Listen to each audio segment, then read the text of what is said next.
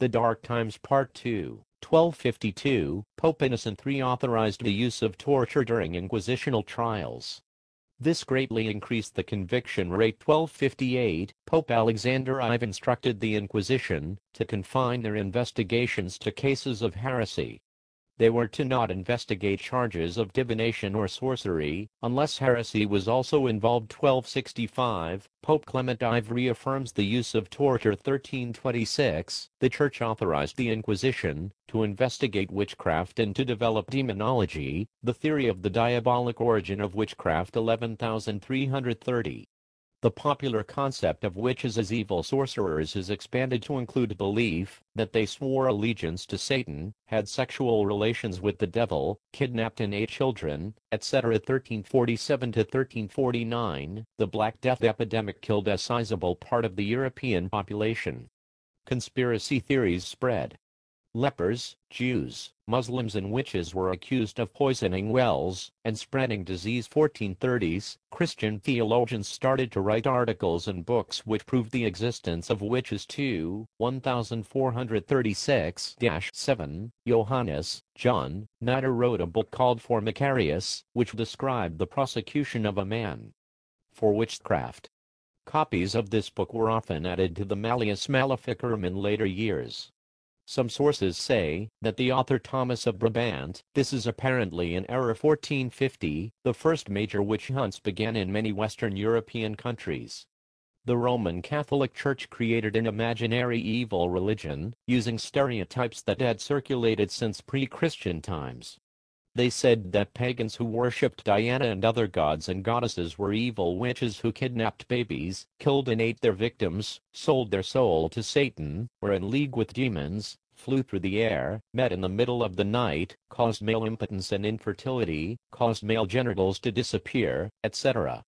Historians have speculated that this religiously inspired genocide was motivated by a desire by the Church to attain a complete religious monopoly, or was a tool of repression, a form of reining in deviant behavior, a backlash against women, or a tool of the common people to name scapegoats for spoiled crops, dead livestock, or the death of babies and children.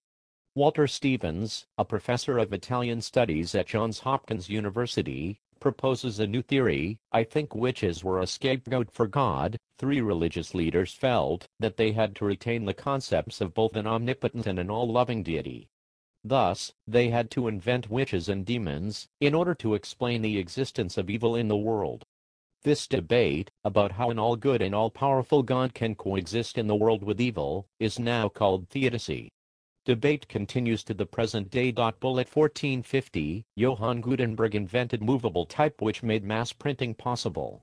This enabled the wide distribution of papal bulls and books on witch persecution. The witch hunt was greatly facilitated. 1484, Pope Innocent VIII issued a papal bull Summus Desiderans on Dec 5 which promoted the tracking down, torturing and executing of Satan worshippers. 1486-1487.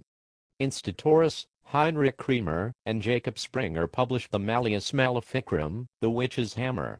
It is a fascinating study of the author's misogyny and sexual frustration. It describes the activities of witches, the methods of extracting confessions. It was later abandoned by the Church, but became the Bible of those secular courts which tried witches. 1500, during the 14th century, there had been known 38 trials against witches and sorcerers in England, 95 in France and 80 in Germany, for the witch hunts accelerated. By choosing to give their souls over to the devil, witches had committed crimes against men and against God. The gravity of this double crime classified witchcraft as crime acceptum and allowed for the suspension of normal rules of evidence. In order to punish the guilty, 7 children's testimony was accepted. Essentially unlimited torture was applied to obtain confessions. The flimsiest circumstantial evidence was accepted as proof of guilt. 1517, Martin Luther is commonly believed to have nailed his 95 Theses on the cathedral door at Wittenberg, Germany. Apparently it never happened. He published his arguments in a less dramatic way. This triggered the Protestant Reformation. In Roman Catholic countries, the courts continued to burn witches. In Protestant lands, they were mainly hung. Some Protestant countries did not allow torture. In England, this lack of torture led to a low conviction rate of only 19% for circa 1550 to 1650 CE. Trials and executions reached a peak during these 10 decades, which are often referred to as the Burning Times. They were mostly concentrated in eastern France, Germany, and Switzerland. Witch persecutions often occurred in areas where Catholics and Protestants were fighting.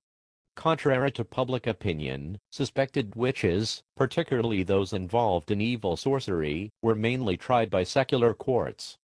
A minority were charged by church authorities. These were often cases involving the use of healing magic or midwifery. 11563, Johann Weyer, b. 1515, published a book which was critical of the witch trials.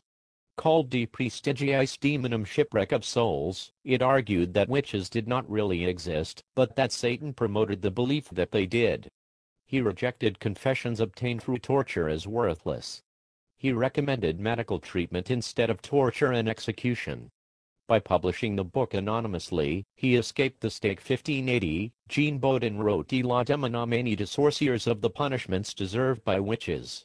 He stated that the punishment of witches was required, both for the security of the state and to appease the wrath of God.